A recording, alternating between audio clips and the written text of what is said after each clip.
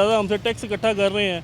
ये टैक्स इकट्ठा इसलिए किया जा रहा है जी, वही सरकारी ऑफिसर नई गाड़ियाँ उनको लाट होती हैं, उन्हीं गाड़ियों पे बैठते हैं और हमसे टैक्स लेने आ जाते हैं। फिर बाद में हमारे बिजली के बिलों में फ्यूल प्राइस एडजस्टमेंट है, वो इसलिए लेते हैं कि वो जो नई गाड़ियाँ इन्होंने ली हुई हैं ना, उनके पेट्रोल के पैसे पूरे हो जाएं। फिर बाद में तो इन्होंने सोलर को भी नहीं छोड़ा, यानी कि सोलर, यानी कि पहले एक तो इनकी इन पॉलिसी से यानी मुझे इख्तलाफ है।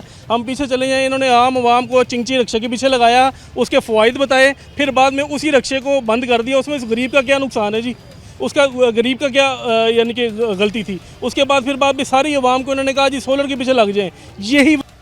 यही वज़ीर आज़म, ये सारे इन्होंने सब ने मिल के हमें इसकी तरफ लगाया और आज वही सोलर के ऊपर टैक्स लगा रहे हैं। इसमें हमारी क्या गलती है?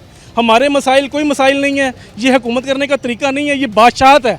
मैं गलती से कह रहा हूँ, ये बादशाहत जिस तरह चलाते हैं, एक फरमान जारी होता है, पेट्रोल की प्राइस बढ़ जाती है, इन्हें अवाम की यानी कि किसी सूरत परवाह नहीं है कि अवाम जो है भूखा मर रहा है। ये जो लोग खड़े हुए हैं, हम सब के ऊपर एक ऊपर 3-3 लाख रुपया कर्जा है। ये आपको शक्लें लगती हैं इन्होंने 3 लाख रुपया लिया होगा? हमें यानी कि ये जो एक बच्चा खड़ा है, ये बड़े, इन्होंने 3 लाख कभी इकट्ठे देखे नहीं होंगे जो इन्होंने इतना आवाम के ऊपर कर्जा डाल दिया। हमें हिसाब चाहिए कि ये जो हमारे पैसे हैं, ये जो हमारे टैक्स के पैसे हैं, ये किस चीज़ों के ऊपर लग रहे हैं, कहाँ इस्तेमाल हो रहे हैं।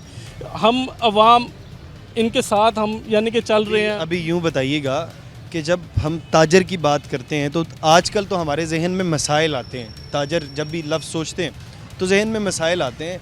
कौन सा ऐसा मसला है जिसको फौरी तौर पर रिजॉल्व कर दिया जाए तो ताजर को सुकून हासिल हो जाएगा?